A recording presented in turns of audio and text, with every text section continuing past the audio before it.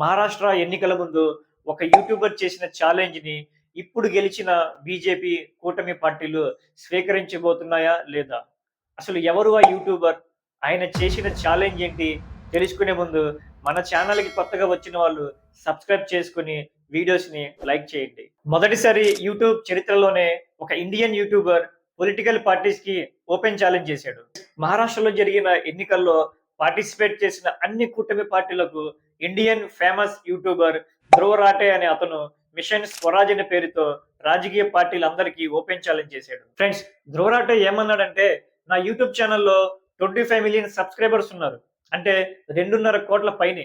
మనం అందరం సంకల్పిస్తే మన దేశ భవిష్యత్తును మనమే మార్చొచ్చు. మహారాష్ట్ర గెలుపు ఓటములను నిర్ణయించవచ్చు అంటూ మహారాష్ట్ర ప్రజలకి, రాష్ట్రానికి ఉపయోగపడే అత్యంత కీలకమైన 8 పాయింట్లను మహారాష్ట్ర పార్టీల ముందు పెట్టాడు.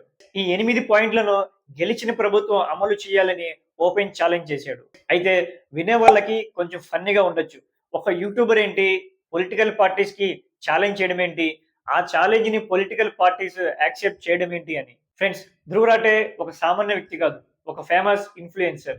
ఈయన చేసిన కొన్ని వీడియోస్ 2024 దేశ రాజకీయాల్లో కీలక పాత్ర పోషించాయి. 2024 దేశమంతటా జరిగిన ఎన్నికలలో బీజేపీకి తక్కువ సీట్లు రావడానికి కారణం కూడా ధ్రువ రాటే అని చెప్పొచ్చు.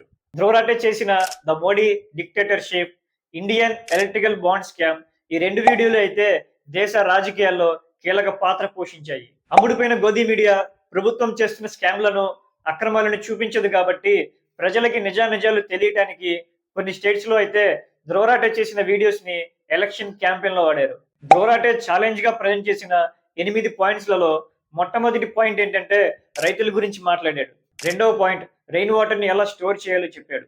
మూడవ పాయింట్ ఫ్రీ క్వాలిటీ ఎడ్యుకేషన్ గురించి చెప్పాడు. నాలుగో point free quality health care గురించి చెప్పాడు. ఐదో point clean air and fresh water గురించి మాట్లాడాడు. ఆరో point citizen safety and security గురించి చెప్పాడు. ఏడో పాయింట్ చిన్న చిన్న ఫ్యాక్టరీలకి ఉపాధి కల్పించండి అని చెప్పాడు. ఎనిమిదో పాయింట్ అందరికీ ఉద్యోగాల గురించి మాట్లాడాడు.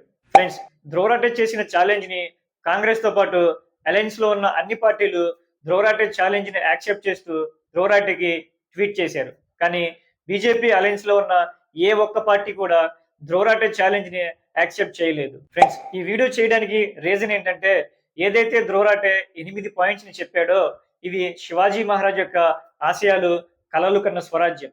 మరి గెలిచిన బీజేపీ కూటమి పార్టీలు శివాజీ మహారాజ్ యొక్క ఆశయాలను అమలు చేస్తాయో లేదో వేచి చూడాలి.